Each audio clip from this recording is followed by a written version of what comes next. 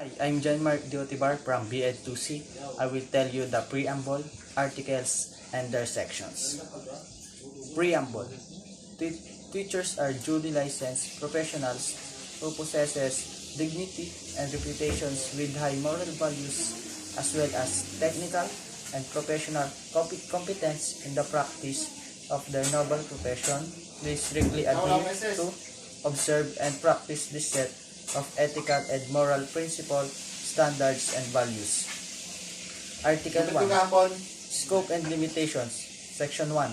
The Philippines Constitution provides that all educational institutions shall offer quality education for all competent teachers committed of its full realization.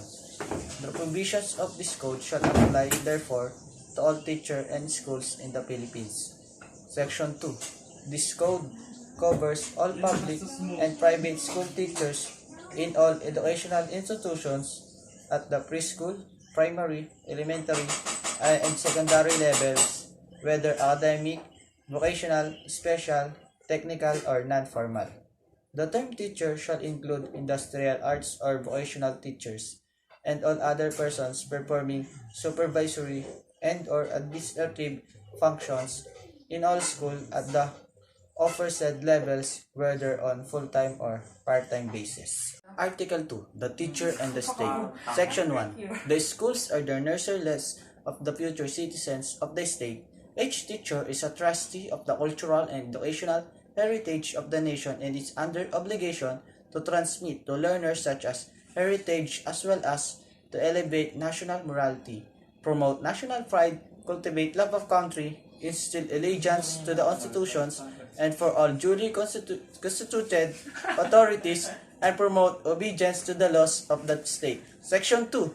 Every teacher or school official shall actively help carry out the declared policies of the state and shall take oath to this effect. Section 3. In the interest of the state and of the Filipinos people as much as of his own, every teacher shall be physically, mentally, and morally fit. Section 4. Every teacher shall possess and actualize a full commitment and devotion to duty. Section 5.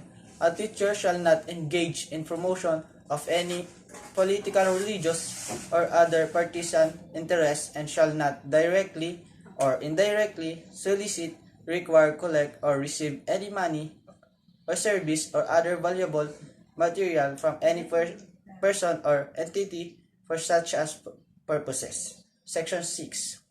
Every teacher shall vote and shall exercise all other constitutional rights and responsibility. Section 7. A teacher shall not use his own position or facial authority or influence to coerce any other person to follow any political course of action. Section 8. Every teacher shall enjoy academic freedom and shall have privilege of expanding the product of his researches and investigations, provided that if the results are inimical to the declared policies of the state, they shall be brought to the proper authorities for appropriate remedial action. Article 3. The Teacher and the Community. Section 1. The teacher is a facilitator of learning and of the development of the youth. He shall therefore render the best service by providing an environment conducive to such learning and growth. Section 2. Every teacher shall provide leadership and initiative to actively participate in community movements for moral, social, educational, economic, and civic betterment. Section 3. Every teacher shall merit reasonable social recognition, for which purposes he shall behave with honor and dignity at all times and refrain for activities and gambling, smoking, drunkenness, and other excesses, much less illicit relations. Section 4. Every teacher shall live for and with the community and shall therefore study and understand local customs and traditions in order to have sympathetic attitude. Therefore, refrain from disparaging the community. Section 5. Every teacher shall help the school keep the people in the community informed about the school's work and accomplishments as well as its needs and problems. Section 6. Every teacher is intellectual leader in the community. especially in the barangay, and shall welcome the opportunity to provide such leaderships when needed, and to extend counseling services as appropriate, to actively be involved in matters affecting the welfare of the people. Section 7.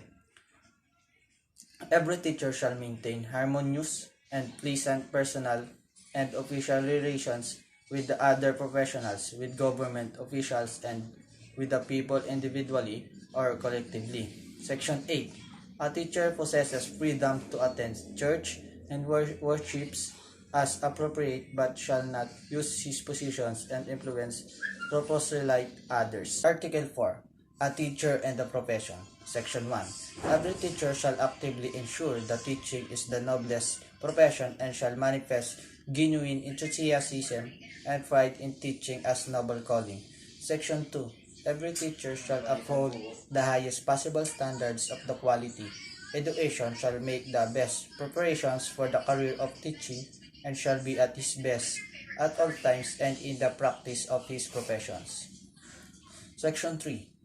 Every teacher shall participate in the Continuing Professional Education or CPE program of the Professional Regulation Commission, and shall pursue such other studies as well, improve his efficiency, enhance the prestige of the profession, and strengthen his competence, virtues, and productivity in order to be national and international competitive. Section 4.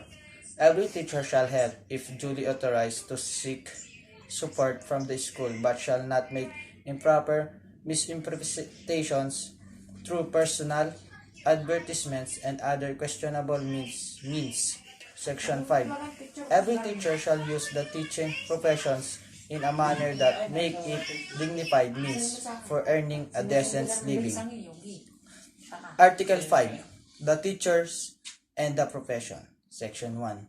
The teacher shall at all times be imbued with the spirit of professional loyalty, mutual confidence, and faith in one another, self-sacrifice for the common good, and full cooperation with collegius, with the best interest of the learners, the school, or the profession is at stake. In any controversy, teachers shall support one another. Section 2. A teacher is not entitled to claim credit or work not of his own, and shall give due credit for the work of others, which he may use. Section 3. Before leaving his position, a teacher shall organize for whoever assumes the position such records and other data as are necessary to carry on the work. Section 4. A teacher shall hold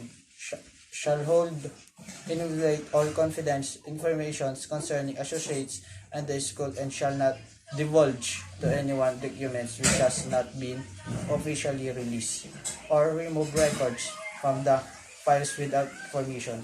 Section 5. It shall be the responsibility of teacher to seek correctives for what he may appear to be an unprofessional and unethical conduct of any associates.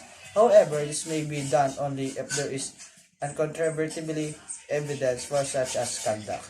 Section 6. A teacher may submit to the proper authorities any justifiable criticisms against an associate, preferably in writing without violating the right of the individual concerned. Section 7.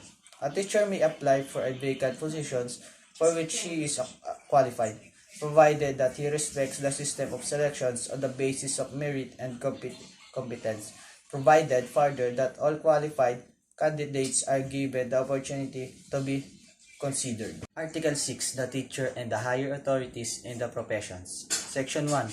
Every teacher shall make it his duties to make an honest effort to understand the support, the legitimate and policies of the schools and the administrations, regardless of personal feeling or private opinion, and shall faithfully carry them out. Section 2. A teacher shall not make any false accusations or charges against superiors, especially under anonymity. However, if there are valid charges, he should present such as under oath to competent authorities. Section 3. A teacher shall transact all official business through channels except when special conditions warrant a different procedure, such as when special conditions are advocated but are opposed by immediate superiors, in which case the teacher shall appeal directly to the appropriate higher authority. Section 4. Every teacher individually or as a part of a group has a right to seek redress against injustice. The administrations and to the extent possible shall raise grievances with acceptable democratic processes. In doing so, they shall avoid jeopardizing the interest and the welfare of learners whose right to learn must be respected. Section 5. Every teacher has a right to invoke the principle. The appointments, promotions, and transfer of teachers are made only on the basis of merit and needed in the interest of the service. Section 6. A teacher who accepts a position assumes a contractual obligations to live up to his contract, assuming full knowledge of employment terms and conditions.